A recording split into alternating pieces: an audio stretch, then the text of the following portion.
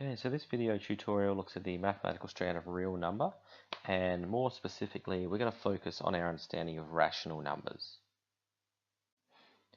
So what is a rational number? Well, essentially a rational number is any number that can be written in fraction form where the numerator and the denominator do not equal to 0. So if we look at our example, our formula here of a over b, a is not a 0 and b is also not a 0. All right. So as an example, you could have 4 because that's 4 over 1. That's a rational number. You could have a half because again that's in fraction form where a and b don't equal 0. You could have 2 and 3/4 because that will essentially equal 11/4, and again both the numerator and the denominator are not equal to 0. It's important to remember that there are two types of rational numbers. Okay, one of them is terminating and one of them is recurring. So what's a terminating decimal? Well, a terminating decimal is basically a decimal that has a certain number of digits after the decimal point. So as an example, 1/5, okay, 1/5 is actually 0.2 as a decimal, and then it stops. It doesn't keep going. Okay, that's it. You could have 3 over 8.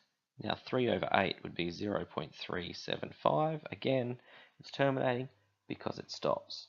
You might have 3/4 because 3/4 is 0.75, and again, that's it. That's as far as it goes. Now recurring decimals, on the other hand, are a pattern that repeats itself, okay, after the decimal point. So, for example, 1/3, okay, is 0.333, and 3 just recurs, okay. Another one is 4/9, okay, 4/9 would be 0.4444, and you can see how the 4 just repeats itself, okay. These are called recurring decimals because they have a specific repeated pattern after the decimal point. Okay, now you're going to have a go at some practice questions by basically identifying if a fraction would have a terminating or a recurring decimal when it's converted. So when the questions come up, please feel free to pause the video and have a go at them, and when you think you've got the answers, we'll continue to the last slide. Okay, so as stated, here's the practice questions. Essentially, you need to convert these fractions to decimals and then determine if they are terminating or recurring. When you feel like you've got the answers, after you've paused the video, please go on and we'll check your answers. Okay, so let's see how you went. Hopefully in our first answer we ended up with a decimal of 0.4, and this obviously is terminating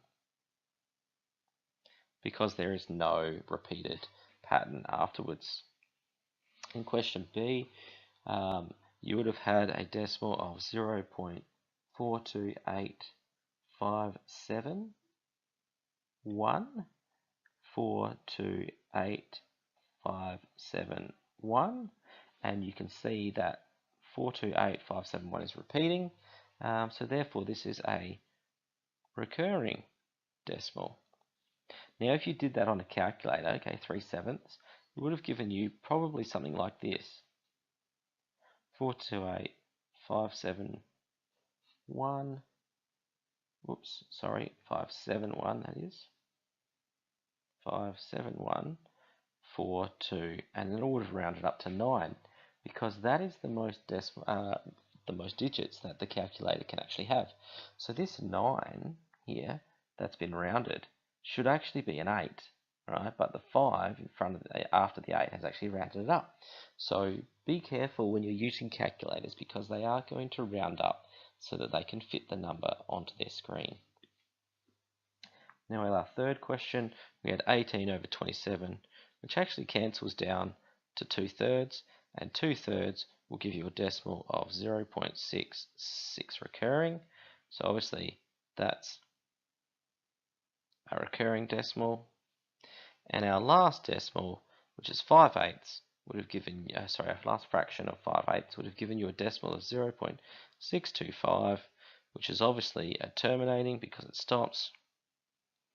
Okay, terminating decimal. So, question A was a terminating decimal, B was recurring, C was recurring, and D was terminating.